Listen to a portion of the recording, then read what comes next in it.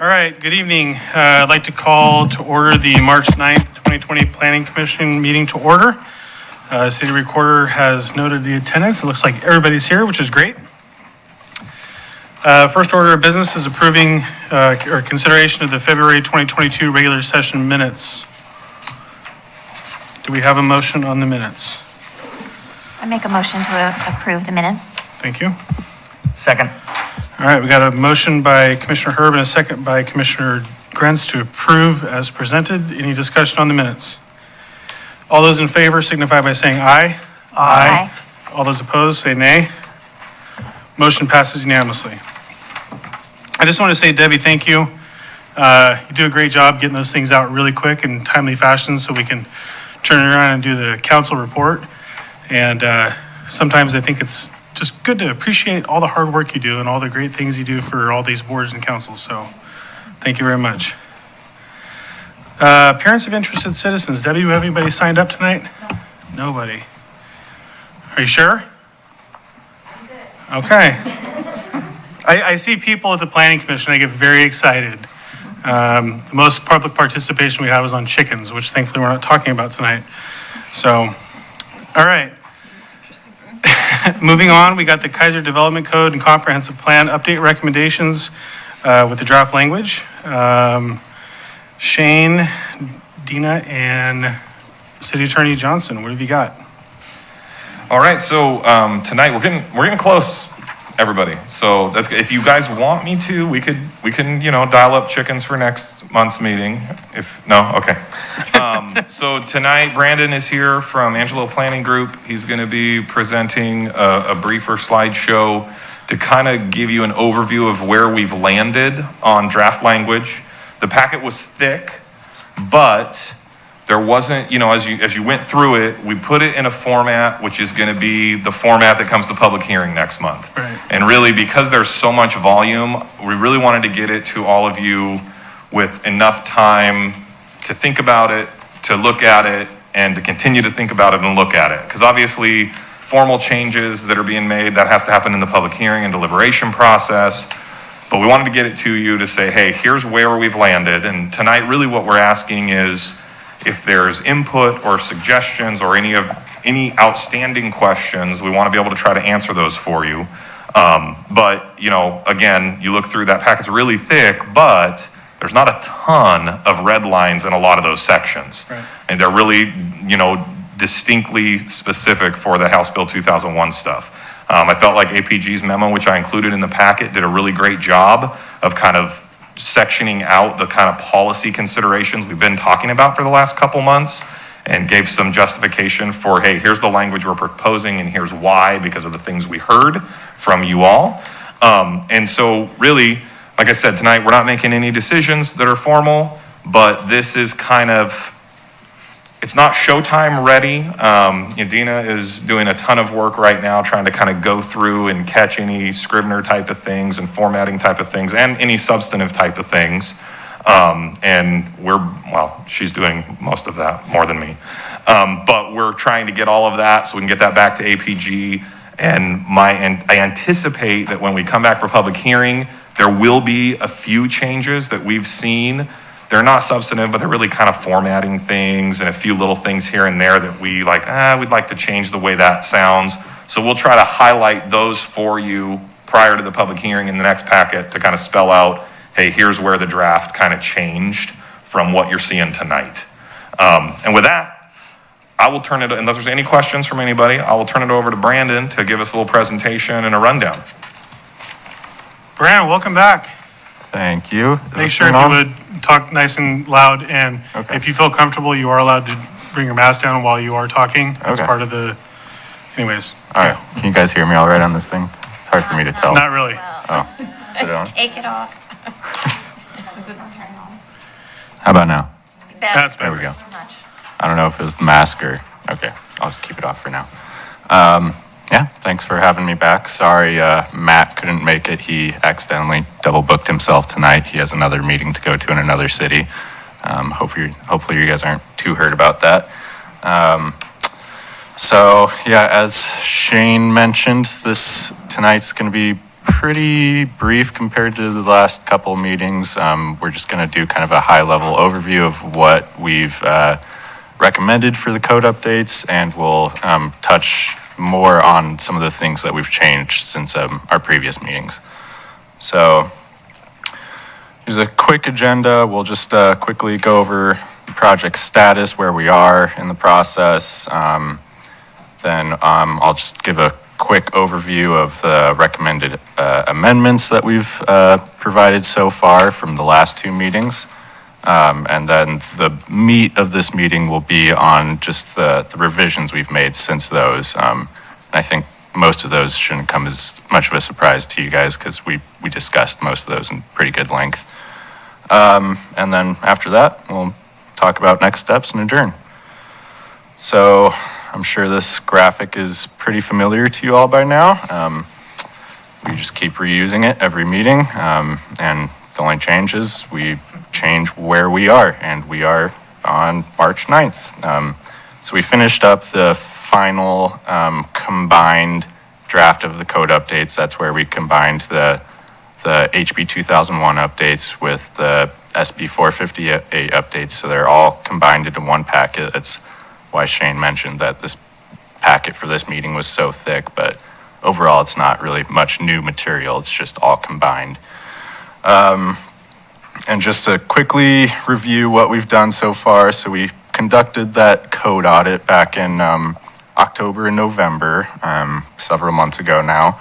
And that was mainly to just identify the needed amendments, and that kind of teed us up for the first round of amendments. But before we jumped into that, we held that online open house and survey to inform community members about the project and gather info and input on local housing conditions and needs. And we've discussed this project with all of you at 4 different meetings now. So this is meeting number 5. And as I've mentioned, we've combined the 2 phases of the code updates into this single final draft, which is before you tonight. And for the adoption phase, we'll meet one more time with the planning commission, you guys, in about a month, and then we'll have a city council hearing in early May. So quick review of the HB 2001 specific updates. So we recommended pretty minor text amendments to the housing chapter of the comprehensive plan, mainly just to acknowledge and clarify that these new middle housing rules are in the code, and to make sure that the density ranges that are stated in the comprehensive plan are consistent with the density ranges in the code, because we noticed some discrepancies there. And of course, we added new middle housing definitions to the definitions section of the code, as well as a few definitions specific to middle housing land divisions. We made updates to allow middle housing outright in every residential zone, and updated the various development standards to meet the state's minimum compliance requirements. And really the main major ones being the minimum lot sizes and the off-street parking amendments. We updated the design standards so that middle housing design standards are held to the same requirements and standard as the existing single-family design standards. And we amended and reviewed the approval procedures for middle housing to ensure that those approval and review procedures are the same as single-family review procedures. And lastly, we revised the existing cottage cluster section, that existing chapter, so that it meets the state's minimum compliance standards. Does anybody have any questions about any of that so far? It's all fairly familiar. Just to quickly go over the SB 458 middle housing land division material, which is what we presented on last month. So we came up with those new definitions for parent lot and child lot related to land divisions. So the parent lot is, the middle housing lot before the land division. The child lots are the resulting smaller lots. We recommended new code chapters for both middle housing land divisions and expedited land divisions, which will mostly just follow a similar structure and format to your existing partitions and other land division type chapters. Overall, most of the recommended provisions just draw directly from state statute and the legislation itself. There wasn't really much flexibility for us to maneuver in there, so just simply pulled in that language. It's kind of the simplest way to do it. A few other important things to reiterate are that the further divisions of child lots aren't allowed.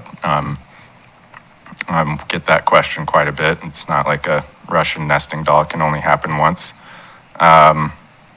And also ADUs aren't allowed on middle housing child lots, so they're still considered the original middle housing type. It doesn't become a single family detached after a middle housing land division.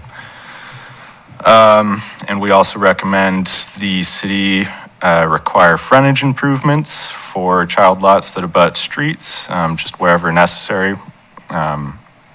And that common areas, utilities, and driveways all have access easements, and that each resulting unit on an individual child lot should have a separate utility connection as well as stormwater and sewer connections. So that's the high-level review, a little bit more meaty than I was hoping for, but fairly high level for that. Any questions? Okay. So 458 generally applies to any land division, is that correct? Or is it specific to the tri and quadplex concept? That's specific to middle housing, Okay, but we also included the provisions for expedited land divisions, and that one actually applies to any type of land division, Okay. any residential land division, that is. got it. Okay. But that one, the city already had to comply. We're just simply, as long as we're doing this code update, we figure we might as well draft those provisions as well. Okay. If that makes sense. Okay. So one of the larger changes or major revisions we made since the last time we met was, I think we discussed this a little bit at our last meeting. That's increasing the lot size for quadplexes to 7,000 square feet in the RH, the high density zone, and the MU, mixed use zone. And the main reason for doing that was just so that the city could increase the minimum parking requirement from 3 spaces to 4 spaces. So you guys were fairly unanimous on agreeing with that change. So that was the major update there. And and also with the survey responses, folks were pretty strongly opposed to the idea of decreasing off-street parking beyond what the state would require. So this is also fairly consistent with what folks preferred from the survey as well. Any questions or comments there? Okay.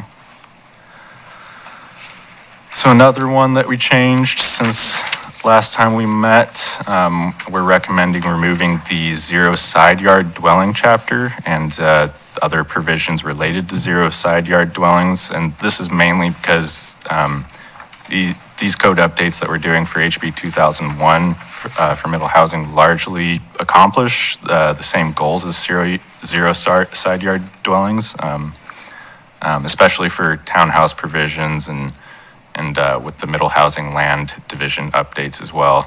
It kind of accomplishes the same purpose as 0 side yard dwellings. So overall, having these provisions for that type of housing aren't really necessary and would be kind of redundant to have that chapter. So just the overall recommendation is just to strike it to simplify things. Any questions there? All right, move on then. We made a decent amount of additional cottage cluster revisions. There were several standards in the city's current cottage cluster chapter that don't meet clear and objective design standards for housing that's required by the state. So we tweaked a lot of those to either become clear and objective or to ensure that those standards were just no more restrictive than the other standards in the model code. We also made another revision to recommend that the city limit cottage cluster developments to one cluster with a single courtyard, which the city would then be allowed to limit that cluster to a total of 8 single cottage units. We also made a revision to require a minimum of 3 cottage units for a cottage cluster development. So that would effectively require anywhere between 3 to 8 cottage units for any cottage cluster development. So any questions there? Does that all make sense? Okay, we'll move on. So we had quite a bit of discussion on detached plexes, and kind of where we're ultimately landing on this one is recommending that the city only allows attached plexes and not to include detached as an option for duplexes, triplexes, and quadplexes. This is partly to avoid any legal ambiguity surrounding this option, as well as just help make administering the code much easier. It was sounding like things could have gotten pretty jumbled and complicated by adding all these new housing types with detached plexes.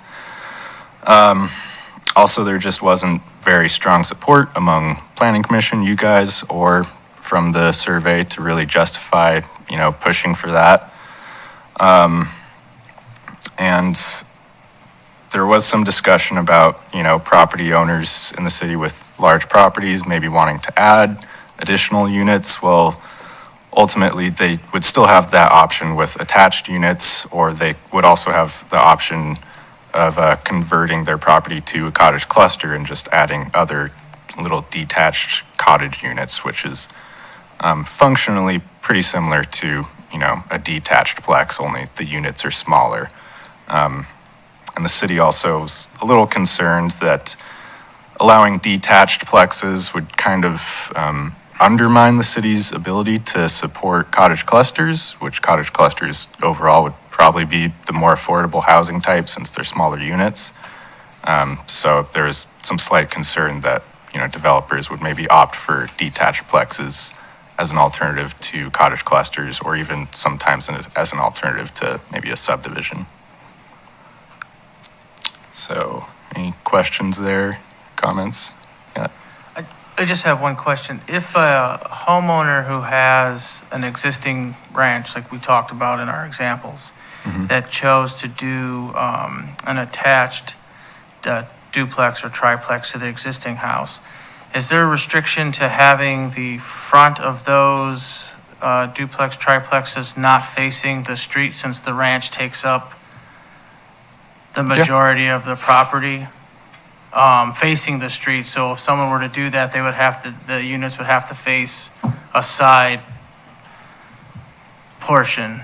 Yes, there's no requirement that both units have to face the street. Just the one, just like one of the units has Right. to face the street, the rest don't have to. Right, yeah. The city, that one's kind of up to the city's discretion.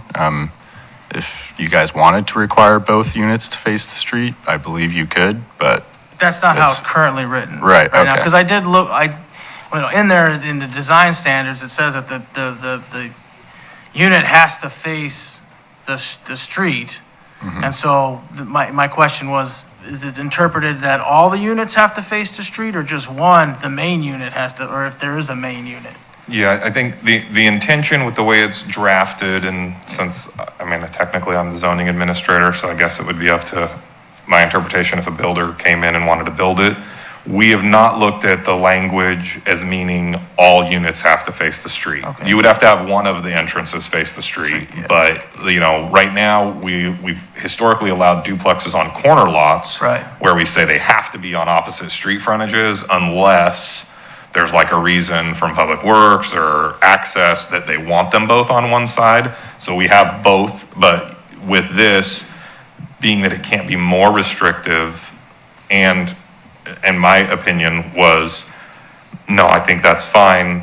Let them have a side entry for a second unit, because hearing the conversation about detached plexes versus attached plexes and some of the impacts that we all talked about a few months ago, while yes, there may be more expense in building, it will keep the building massing where the existing building is. So I felt it was appropriate, and I thought that I heard that from you all, but clearly that's something that, that we can take direction on that and modify the draft, and it sounds like maybe we need to clarify the draft a little bit to ensure that it's clear that that's the intent, because that was the intent, that, the second unit, if you add on to the back of the house and there's a walkway down the side to get in the other front door, they would be able to do that, trying to give flexibility for property owners. That was really the thing. If we're gonna just stick with the attached only, then. Right. Yeah, because we have a lot of property Yep. within Keizer that have a ranch that takes up the Sure. frontage and Yeah. make a deep lot, right? Yeah, there wouldn't be enough width to just double it up and Yeah. have another out. Yeah, no, I agree. And that was my thought process at least, but. Mr. City Attorney. Thank you, Chair. But just to confirm, there's no prohibition on 2 units facing the street either. Correct? Right. Okay. It sounds like it's the most flexible option. I mean, I think what Commissioner Saldivar's, the crux of the question is that in the design standards, it does talk about that the entrance has to face the street. So now that we're applying those design standards to all of these, we don't specify, we probably need to tweak that language and say at least one unit must have its front door facing the street or something like that. Because then it would be like, okay, does a triplex or a fourplex do all the units have to face the street? So I appreciate you catching that, because I didn't even think about reading it that way. So. Good enough. Yeah. Yeah, thanks for that. That's a good point. And yeah, that's how most cities do it too, and that's how the DLCD model code recommends it as well. It provides extra flexibility to not require every entrance face the street. Any other questions or comments on detached stuff? Okay. Moving pretty fast here. So we made a few additional revisions to the SB 458 batch of updates. So we removed the recommendation to require a certificate of occupancy before a middle housing land division. That's largely because DLCD just strongly advised against it. They suggested that it could open the city up to some legal risk, so it's probably just not worth, going down that road. So instead, we're recommending the city require a building permit as a condition of approval for a final plat. The idea is this approach would help ensure that those resulting child lots will actually be developed after they're platted and won't just sit vacant and undevelopable. And we're also recommending a condition of approval that separate utility connections and necessary improvements are either constructed or guaranteed prior to a certificate of occupancy, which is also just the current approach for other processes such as partitions. And we also created a new and separate chapter specifically for expedited land divisions. So in our previous draft, we kind of had them combined into one chapter, and that was kind of a little confusing. So here we just pulled it into a separate chapter and kind of structured it the same way as the Middle Housing Land Division chapter, and similarly just pulled in that existing statute language into that chapter, so it's all pretty direct there. Any questions or comments on any of those revisions? Is that, so in this recent session, I believe, they had something to deal with the certificate, like eliminating something, like expanding on the elimination of the certificate of occupancy. Are you aware of that? Oh, yeah, are you speaking towards like the no longer requiring relatives? I don't, Yeah. I was something just wondering along those lines. because it sounds like this 458 language is pretty prescriptive in what they're asking. I think they just expanded on it a little bit. So I might be conflating an issue, so. Yeah, that was a separate bill, but I think I know what you're talking about. But yeah, SB 458 is distinct from that one. Okay, got it. Yeah. So it's not pulling in anything new, it's existing in 458 is what you're saying? Yeah. Okay. Commissioner Grants? So for middle housing conversions, is it possible to require a certificate of occupancy or a final inspection prior to approving the final plat? That's the most complicated one that I think staff is going to struggle with enforcing that building permit firewall portion of the building code. That's a good question. I would imagine that it already would have a certificate of occupancy, because the idea of a middle housing conversion is that it's an existing middle housing development that theoretically would, I guess a developer could build a middle housing development, and then before they get their certificate of occupancy issued, then maybe try and do the conversion. I'm not sure what that would look like though, but yeah, I haven't heard that question before. Yeah, certificate of occupancy, I guess, probably doesn't fit because it's technically just an addition, but a final permit or final inspection. Commissioner Grants, I want to make sure I am understanding. Are you talking about if, again, in the scenario, you've got the middle housing land division over here. Are we talking about converting an existing middle housing project? So somebody had a single family home, they added on to it, converted it, whatever, turned it into a duplex. We'll just use that as the example. And then they're coming back for the middle housing land division? Or are you saying it's just an existing single family home that sits there and they want to say, hey, I want to divide this into a middle housing land division and I'm going to do this addition conversion thing? Yes, the That latter. second one? Yeah. Yeah, I see. Okay, I see where you're, yeah, that's a good point. Okay. Yeah, no, that's helpful for me. Just something to think about. No, we'll try to, and I know that's been one of my struggles with this middle housing land division all along, is the timing mechanism for us, whereas a standard subdivision or a partitioning, someone comes in, they give us a plan, we review it, is it comply, yada, yada, we issue a decision, and then there's a platting process they go through, and they can't get a building permit until the plat is recorded and the lot is created.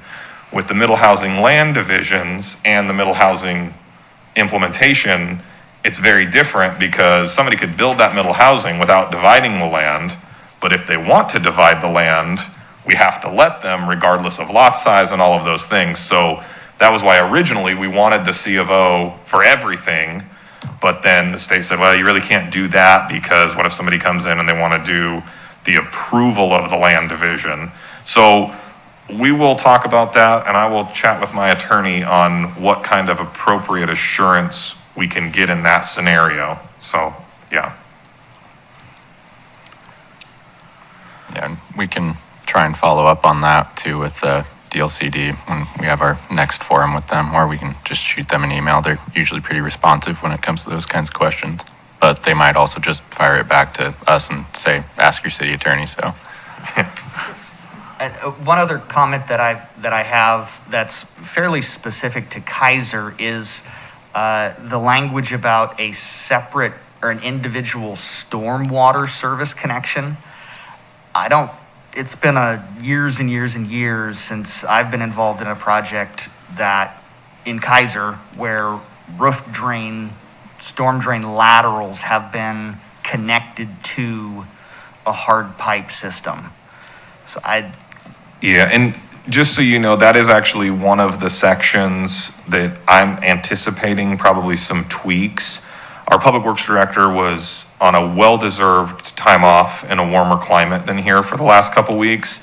He and I had talked after the last meeting briefly about the utility kind of issues, because we kind of have certain design standards that we apply currently, and that this is possibly going to force us to change some of that thought process. He and I have not had time to recircle and talk about that specific language, but that is kind of, well, we don't have a meeting set up, but I have an email that I sent to him after our last meeting. So I will be chatting with the Public Works Director. So the next meeting, I'll be able to speak a little bit more intelligently to that. But that is something that, in fact, all of the utility language, I really need to have Public Works weigh in on with water, sewer, and storm, and how we want to phrase that would align with our actual practices. Because you're right, we pretty much, it's almost 100% of the time, keep all storm drainage on site. So, thank you. Yeah, thanks for those questions. Is there anything else with the SB 458? Okay. We are already almost done. Okay. So this is second to last slide here. So we scoped this project and budgeted to also include some potential code graphics, which we haven't really addressed until fairly recently. And now that, I don't know if we mentioned this at our last meeting, but APG actually merged with another firm, MIG, which is a much bigger firm, and they specialize more in architecture and design. So we actually have some urban designers at our disposal who can do code graphics. I'm not sure how we were gonna do that before the merger, but it was just good timing. Yeah. I don't know if that was all gonna fall on my lap, but that would have been a lot to chew. So anyway, so we came up with a list of a few potential code graphics for you guys to consider. Don't need to make any decisions on it tonight, but just something to think about. So yeah, Matt and I met with somebody in our new office, the MIG office, yesterday to talk about some of these graphics, and they said they have some capacity to draft some of these, and most of them will be middle housing related, as you can imagine. So really the purpose of these design graphics would just mainly be to help illustrate various design features that applicants can choose from, and from that list that the design requirement. We're suggesting a code graphic similar to the one that's shown on the slide here that illustrates the list of design features that the city requires for single-family detached and as well as middle housing now. And yeah, that graphic would just help show what applicants can use, and that'll help them make their decision, hopefully.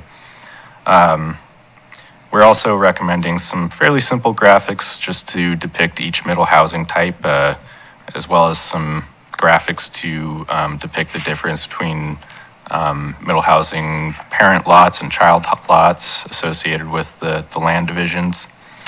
We're also suggesting some graphics to depict cottage clusters more clearly, and we think that would be useful, especially since people tend to have a harder time visualizing what a cottage cluster might look like and how it'd be oriented on the lot. So we're thinking graphics could be pretty useful there. We're also considering some graphics to help illustrate just the whole middle housing conversion process, as well as middle housing land divisions, because we get a lot of questions about that, and I'm sure a lot of applicants would have questions on that as well. So we're kind of envisioning some graphics to help illustrate what a single family conversion to a middle housing type could look like, as well as just kind of maybe like a flow chart of some sort to show what the middle housing land division process looks like, because that also, as you all know, can be a little confusing.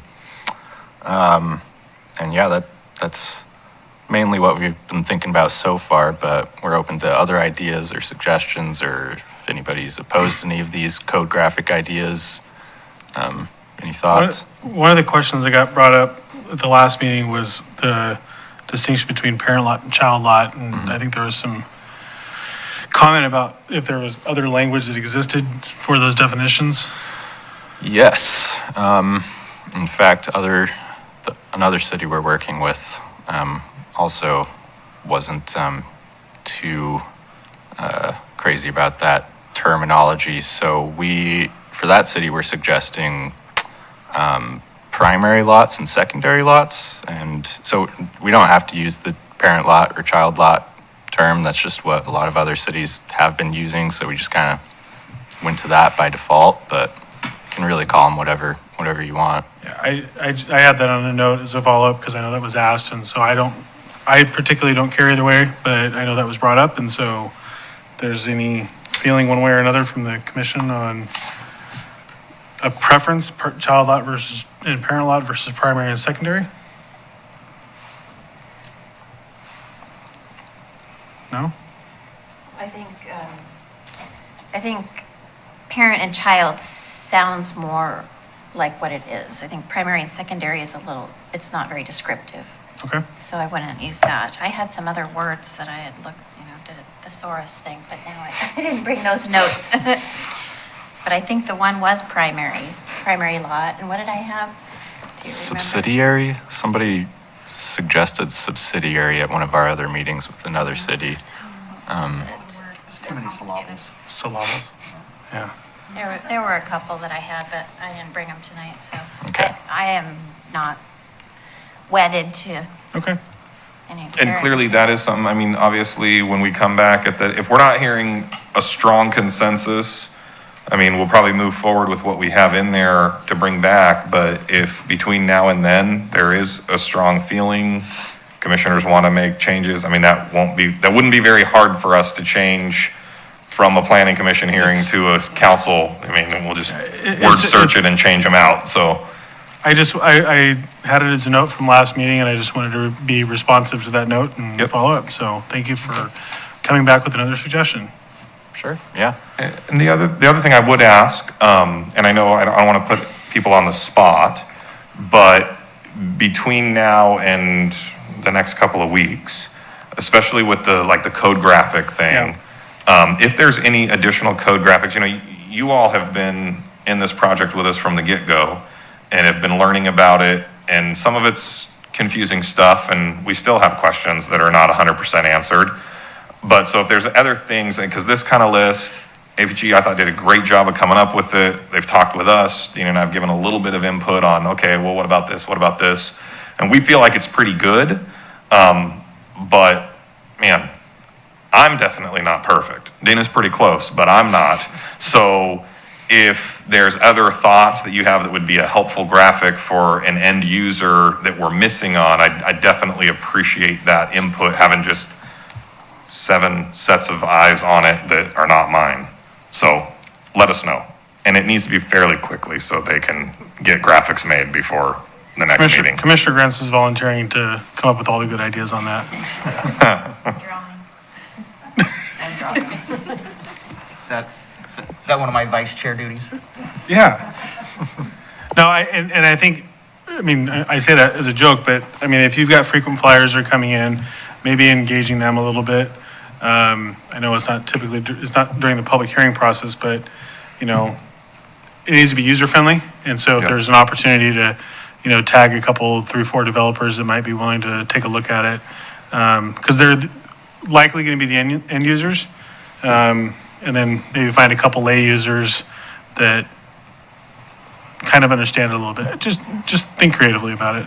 You don't want me drawing it because it won't look like a house.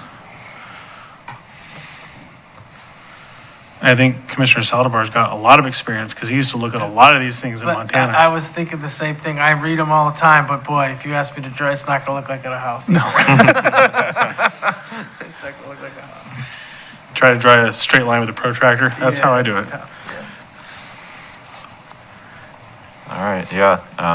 This is something we can continue to workshop a bit. And MIG is great. I just worked with them with the parks master plans. They're super creative and their graphics are awesome. Yeah, So I really enjoyed working with them. So Yeah. they may have all the things in a menu of options and you can just click and drag and do what all you need to do. So yeah, we're pretty excited to be working with them. Definitely expands our resources by Yeah. quite a bit. All right, well, yeah, we can continue to work with these graphics and come back to you guys next time with some more fleshed out ideas and hopefully some drafts of what those graphics can look like. All right, so to wrap things up, just quickly talk about next steps. We'll make some revisions here to this final combined draft and bring that back next month for the first adoption hearing with the Planning Commission. Yeah, it sounds like Shane will have some further discussions with Public Works to work out some of those utility connection stormwater things, so there'll probably be some changes there. So looks like the Planning Commission hearing is scheduled for April 13th, and then City Council hearing will be, I think, early May. I don't know if that's really been nailed down yet. Well, I mean, those are a set date, right? Is it every first? Yeah, it's the first and third. It'll depend a lot at what happens at Planning Commission. So Okay. it's a little premature to set it. We're kind of eyeing the first meeting in May, depending on how Planning Commission goes in April. It couldn't be the second meeting in April because there would be problems with notice and all of that. And if we have a packed house and there's issues and we need to leave a hearing open, we want to give a little bit of flexibility. But the goal is to be at council in that first meeting in May if we can, just so that we can get everything done and give our attorney enough time to craft the ordinance, to bring back for adoption, and meet our deadline of June 30th. So, yeah. So Shane, you say a packed house. One of the major concerns I have is that this public hearing could, in theory, be the last opportunity that people in the public really have to engage in this. Is that accurate? Oh, there'll be public hearings at council too. Right, okay.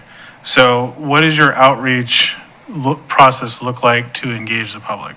Yeah, so I've reached out to the neighborhood associations. I'm actually presenting at West Keizer after our public hearing here. It didn't work to present before. I've invited the neighborhood associations and their representatives to come April 13th and participate. We're continuing to use our website and putting out the meetings on Facebook. Those are kind of our standard things. Obviously, they'll be noticed in the newspaper and on our website. But yeah. Well, and I think Councilor Duran brought it up at last meeting, and I can't exactly remember the name of the organization, but there's the new committee that's doing the outreach, and I think that we need to definitely engage that committee, make sure we're publishing this in languages that are accessible to the people in Keizer. I think it's really super important, and all of the planning commissioners, I would encourage you to, when this comes out, put it out on your social media pages. The Keizer groups online are very active, sometimes positive, sometimes negative, but I just want to really make sure that we're putting as much effort in as possible to get people aware of this hearing and have their opportunity to come back in. Because what I don't want to have happen is when we have, a apartment complex going in a neighborhood that's been traditional single-family residential, and they go, what the heck happened, right? This is it. And I know that we can't do much about that, but I think informing the public is, it's goal one for a reason. Sure. And while it might be hard to hear some of the testimony and things like that, that's kind of what we're here for. And, we put lipstick on a pig and it's a nice looking pig now, but it's the pig we got. It's a terrible analogy. But anyways. You own it. I do own it. It's on the record. Hi. So yeah, I just really encourage as much robust outreach as humanly possible. Which I know you'll do. I have no doubt Well, I about mean, obviously, we have processes that we go through. Right. You know, I will say this, for a text amendment, I don't know in the history of Keizer we've ever done as much outreach as we've done for this project. That's right. So, you know, I mean, I do feel, you know, we're trying as much as we can. And we've talked about this before. It's very difficult. If we do nothing as a city, it doesn't matter. If we do nothing, that means the model code applies, which allows Correct. a lot more than what we're doing with our policy considerations. Right. So, I mean, so it is difficult. I will say this, I think that Dina and I both field multiple calls every week regarding HB 2001 from property owners, developers, and people who are kind of watching it. I've been very surprised that none of them have showed up to any of our meetings because we constantly invite them and tell them. I think most of them are like, well, just tell us when it's done so we know what we can do. That's literally the response I got today on the phone from a gentleman who's a builder in town. And he's like, I was like, yeah, you should come. Bring Well, your concerns. And to be fair, I mean, that's the builders, right? But we're talking about people that have lived in Keizer for Sure. a year, 50 years, Yeah. right? And I know that our friends at the Keizer Times are going to pull the tremendously well-drafted staff report and the memo that Angela Planning Group did, and they're going to make something of it. And I just look forward to reading that article. Yeah. But it's an all-inclusive conversation. This Sure. is the city of Keizer, and it could impact anybody and everybody depending on where they're at. So, Absolutely. yeah, you're doing a good job. That memo was great. I actually personally like both your staff memo and what was put together by Angela. I thought it was a very good memo. So, anything else? Are we really this happy? Mo, are you good? Well, what do you mean? Are we done? Do we have any other questions for Brandon or for Shane? I was gonna say, the only thing I would ask, I mean, so Brandon, you're done pretty much, right, with the presentation piece. So the only other question I have from any of you is obviously we've given out the packet, and what we didn't do tonight, and I wasn't really intending to do, is, you know, sometimes when we have a short text amendment, I walk you through it line by line, and we go, okay, here's what the language said, Right. now here's what the language is gonna say. I'm moving this weekend, and I got a lot of work to do in my house. I didn't want to be here till midnight, I'll be perfectly honest. But we've given you the information, and so if there are specific things as you've looked through and you've seen language or text in there with sections, I would love to hear feedback from you that I can make notes and hear what the concerns are or the questions are, so that we all can go back to the drawing board, so to speak, tweak that language. So when we come back to you on April 13th and we have a public hearing, we catch all those things. Because the last thing I want to do is be a ton of wordsmithing at the public hearing. Like, if we can avoid that, that would be great. So yes, I would just ask if anybody has specific issues, sections, text, So I'm all ears. Commissioners, can we put bookends on that? Can we set, like, April 1st, we need to have any of those items to Shane? That way they've got 11 and a half days to digest it? Does that sound reasonable? Well, I think, yes, but I have some, Yeah. I already did it. Okay. Well, you're I'm ahead not of the going class. through it again. You're ahead of the class. See, That's that's, why they hired me. I make the big bucks. yeah. It shows. Do you want me, I have a couple, like one, can I? I'm all ears, or you can Go ahead. email me, Thank you, whatever Chair. you want to do. Okay, well, and I'm just happy to leave my whole copy with Dina. I'm sure she has caught some of these things that I've caught because they're formatting things or that. But I did have one question on page 9. And it says down 2/3 of the way down, dwelling unit, one or more rooms designed for occupancy by one.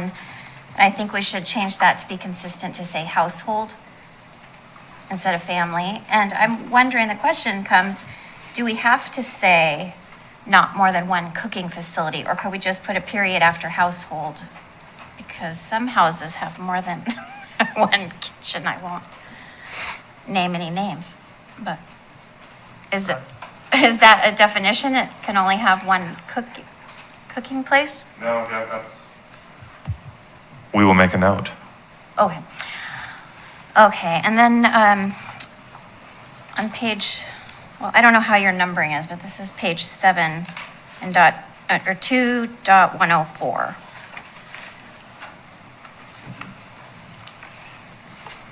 And it's B, and there's 1 and 2.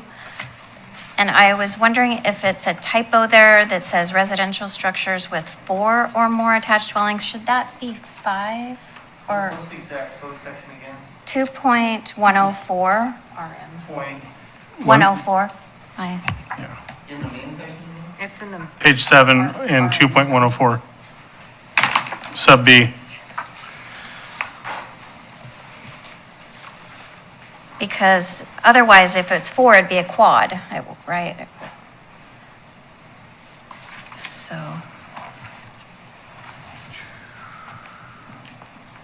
She's probably. Sounds like you're right. I can't find the section that you're. It's Under design standards. 4.06? No. it's the RM zone. Yeah, I have the RM number. Okay. Page 7. Page 7. Yeah, 2.104.06, so that if you go to the page before, you're right. You're right, it's 2.104.06 No, that- sub B. Okay, sorry. It took me forever to Sorry. scroll to it. It's no, fine. the page numbers are hard. B2, yeah. Yes, I would agree, and I think that we can definitely change that language with the tweaking of what we're defining things. I think really what we'll do is we'll just call them probably multifamily dwellings, because that's what we basically changed the definition of what a multifamily dwelling is. Right, so to make this consistent, Yes, it needed to that's a be- great catch, thank you. Okay, all right. I know, I would rather have it say multifamily dwellings, because before multifamily captured triplex and above, Yeah. and now it doesn't, It's so. not anything. It's constructive, it's just proofreading. This probably Dina is all over, but 2.105, page 5. There's just a missing word in number 2. The rear yard setback shall be as follows: 14 feet for a 1 or single story. There's missing a 1 or single, it's just.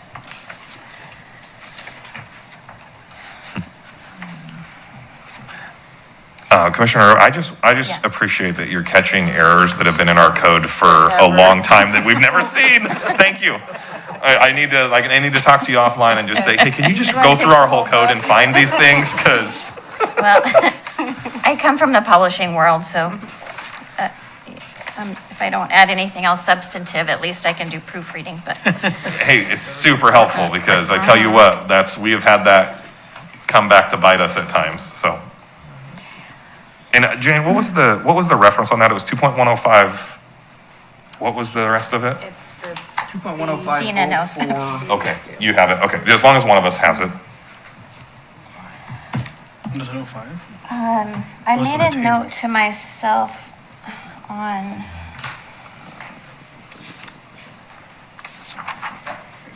I can't even tell you what page this is, because it's in the new update, the new chapters. Okay. APG, January 25th, 2022, page 6 of 6, yeah, Middle Housing Code update, 6 of 6.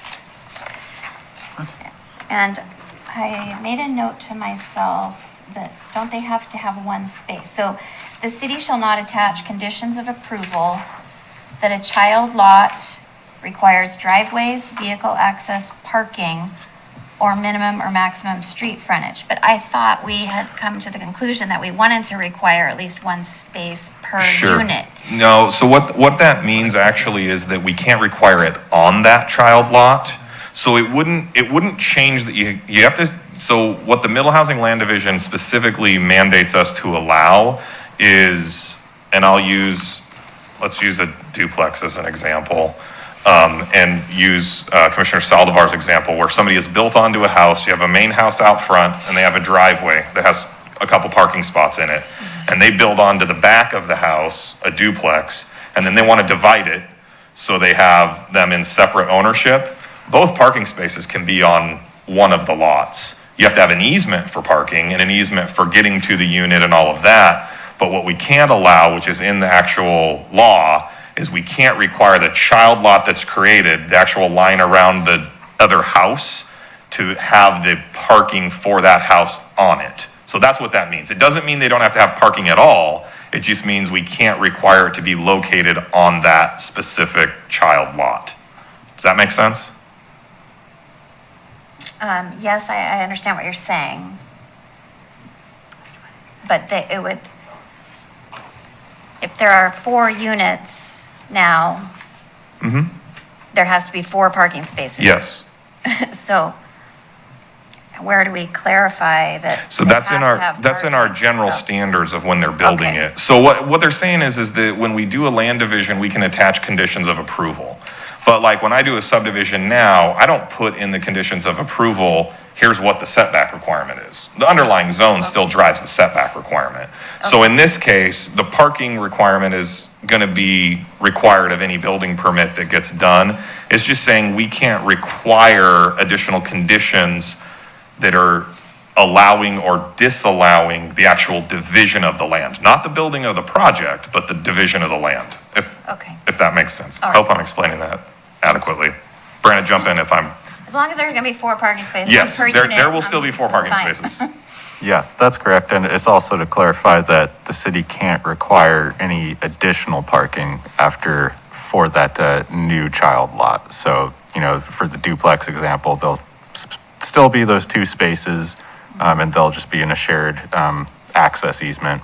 Gotcha. But the city can't say, okay, now you have to add another parking spot to the lot that doesn't have that easement next to Okay. it. Thank you, I understand. Yeah, I think that's it for me. Thank you very much. But I'll Excellent. leave And- Dina with my whole packet I in was case gonna there's say, other stuff in there. That would be great. Okay. I noticed a couple irregularities in the minimum lot dimension and height requirements, starting at 2.10205, Table A. So in the townhouse column, we have 20-foot width, right? And a note that says the width for townhouses must be a minimum of 20 feet instead of average of 20 feet. That note should be on all of the other of these tables. It's not. Okay. And then on this table, for width and depth, all that's shown is average. Yeah, we think that's a formatting. of That's the probably chart. just a formatting issue, Yeah. but those probably need to show up. Brandon, does that make sense to you? Can you repeat the average piece, actually? I was just making a note on your first comment, and I missed So 2.102.05, Table A.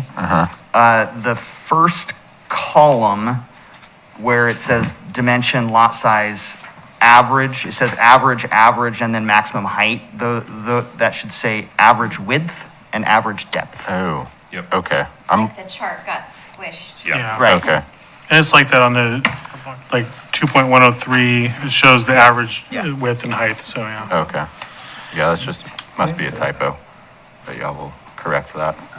Yes, it does, but it doesn't on this one, which is a different code section. 2.10205. And then the only other thing that I wanted to bring up and point out to staff is in the middle housing land division code section, the submittal requirements, there's not a very long list. Like, and even in the ELD, the review criteria, submittal requirements refer back to the partitions section. Yeah, we actually talked about that this morning already. I mean, whether you want to do that or not, that, whatever, I but don't. I'm just concerned about the submittal requirement list for the middle housing land division. There's not a lot there. That's 3.11504. Yes.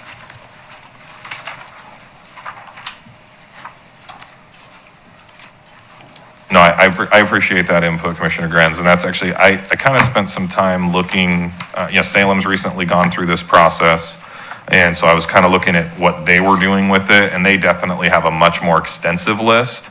So these two sections are ones that I do expect I need to have some back and forth once I meet with Public Works and chatting with the consultant, because I agree with you, I would like to have it be a little bit more clear and a little bit more information being provided to us that's, more similar to what we do with any other land division. Right. So that, there will probably be some changes to that. So I appreciate that input. So Shane, between now and April 1st, if we have other things like this that come up, just email you and Dina. Yes, if you can email both myself and Dina, that would be great. We are, like I said, we're going through the code right now with the kind of trying to do the fine tooth comb thing ourselves and try to catch everything that we can. It seems historically that every time we go and we update and change our code, that there's always collateral damage that we create. And how many times did we change ADUs? I'm thinking we're going to be coming back with that one again soon. Dina and I found like 2 things just today because of some questions that came up that we were like, oh, geez. So, but yes, if you can get me comments, minor things or big things, but if you can get comments to Dina or I, or actually both of us would be great, so we can kind of keep each other accountable and make sure we get them incorporated. And then the other thing I would ask you to do is just remember, we're going to send out this packet on April 6th, I believe. And so the packet's going to be this same thickness. April 6th, the language is going to come out. So keep your notes. And if we miss something, it's not because we're purposefully ignoring you. Remember that. That's not what we're about. But I am for sure fallible. And so we'll try to get as many things incorporated and in that final draft. But that's where I'm asking, I'm trying to do my part the best I can to make sure that the language we're dealing with is going to be able to be implementable and enforceable and explainable to the public. But the flip side of that is that's really, I need you all in your roles as planning commissioners to be able to look through that stuff and go, okay, this says this and I don't like this. So at that public hearing, I need you all to have your lists and say, okay, I want to have you change this language and make that as a part of that recommendation. Yep. So that we can make sure that Shannon keeps us on our toes and we have it all on track. So. Well, I just want to thank Commissioner Herb and Commissioner Granz for kind of setting the bar for the kinds of things we want to be looking for. And April 1st, if you've got notes and comments, please get them to Dina and Shane. It's going to be a fair amount of work. There's a lot to read through here, but if we do a good job, that's less time we have to come back and revisit. Yep. Hopefully. I hope so. All right, anything else for Brandon or Shane and Dina on agenda item number 4? All right, Brandon, thank you very much. Yeah, thank you guys. All right, anything else for the new old business? Sorry, I found one other thing. Okay, go ahead. 2.107, page 9. That chart, maybe you're already working on it, but I was going to come back to the numbers in the chart don't seem to match up to the notes Yeah. below. There's several of those charts that are doing that, and so Okay. I've corrected those. Okay, all right, thank you. Yep, that's it. Great. Thank you.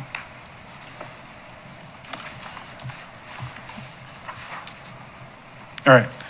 Any new or old business? Shane, City Attorney Johnson, Dina. I don't have a lot for you all tonight, but I did just kind of, one more reminder, public hearing, April 13th for this stuff. We sent in the DLC notice this week, so we're officially going. It's on. And then the other thing I kind of wanted to give you all a heads up on, I don't know if I was able to talk with you about this last time or not, but the climate-friendly areas and equitable communities. There's some rulemaking that went through out of a governor's executive order targeted towards greenhouse gas reduction stuff for communities. That's going to be going to DLCD for hearings. I want to say, Brandon, do you know off the top of your head when that is? I think it's sometime in May? March? Or is it this month or is it April? They keep extending it. Yeah, actually. they I keep think changing it. it, Was but March, but they're going to have some public hearings, and there's a bunch of proposed rules that if things go through, cities of our size, a city like us that's in part of the Salem, Keizer, Marion, Polk County urban growth boundary, our metro area, we're going to be required to do some scenario planning in future years and some other things like that.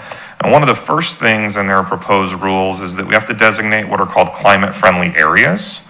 And mostly this is just to kind of give you all a heads up. This is one of those things where we feel that our River Cherry Overlay District and the work we did with bringing in additional mixed-use zoning and having some different strategies in place to improve, pedestrian amenities, bicycle amenities, multimodal transportation options, is like a really good step in the right direction. But the CFA stuff is pretty prescriptive.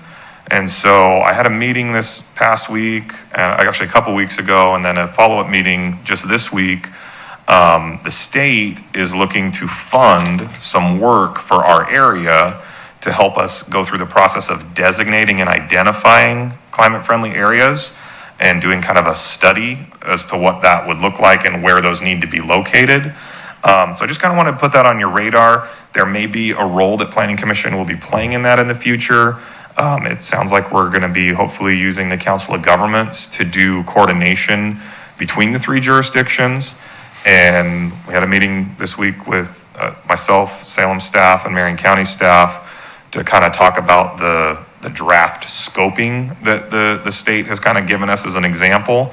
So that's just kind of a new project that's going to be coming up. And the way that the proposed rules are written, it's a really fast turnaround. Like we have to have this CFA study done by like 2023. Like it's less than a year. So anyway, that one, I just kind of wanted to put that on your radar. And if you don't know anything about the climate-friendly areas and equitable communities work that's been going on,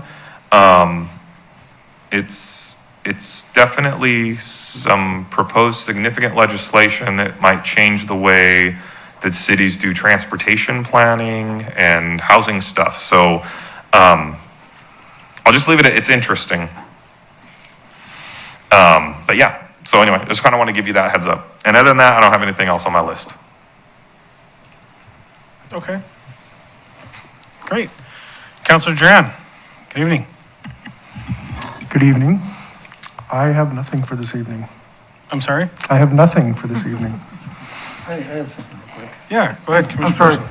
Just remind folks that your statements of economic interest will be coming out on the 15th. So you guys I checked, you're all registered and ready to go. So on the 15th, you should get an email that will give you a link to go in and file your statements. If you have any problems, feel free to give my office a call. We'll help you through that. But for folks that haven't filed them in the past, they're basically just kind of an overview of where your financial interests lie. There's no money in there, like how much money you make and things like this, but there are sources of income in businesses. So like I say, if you have any questions, get a hold of me. You have till the 15th of April, tax day, to get them filed, but it literally takes probably, 10 minutes to file one of them. And if you've already filed one, what you filed in the past should already be populated on your current filing. So anyway, if anybody has any questions, on the 15th of May, you should get an email. If you don't, go look in your junk or something like that. If you can't find it there, give my office a call. They'll help you out. And Debbie, Tracy's our coordinator here, right? Yes, she is. And Sarah, did you? I did get it. that note I put on yours? No, I already did it. You did? Okay. Yeah. Yeah, I You guys are checked, very everybody, persistent. everybody's set up an account, everybody's ready to go. On the planning commission, I didn't check this, the council, but I'll let somebody else do that, so, It's great having you here. yeah, so. Thanks for looking out for Been us. filing for years, if you actually have to file for another reason, because I file as the executive director of the ethics commission, you only have to file one time, so that one time will cover all your positions out there, so. All right, and it looks like Commissioner Burson, you're on for March 21st. Will that work for you? Yeah, so I just had a question, so you said the minutes are available, could I get a copy of those before? the meeting? I have a list of everybody, because all the committees report to council, and I have a list of all the different names, and I send you a draft of the minutes. Oh, And I perfect. will also try to be able to send you a reminder of the day of the meeting as well. I'll try not to forget, but you say they don't actually have this, right? The whole packet. The council does not have this. So we can talk about this like in general, but not specifically, because they haven't seen it yet. Yeah, that's correct. This last one, we just say we're working on it. Okay, perfect. It's pretty simple. All right, I'll try not to blow it. Yeah, it's simple.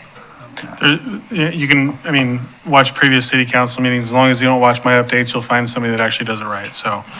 Read the whole code. Right. All right, well, Brandon, thank you very much again. Thank you to our two participants in the audience. It's always wonderful seeing folks in person.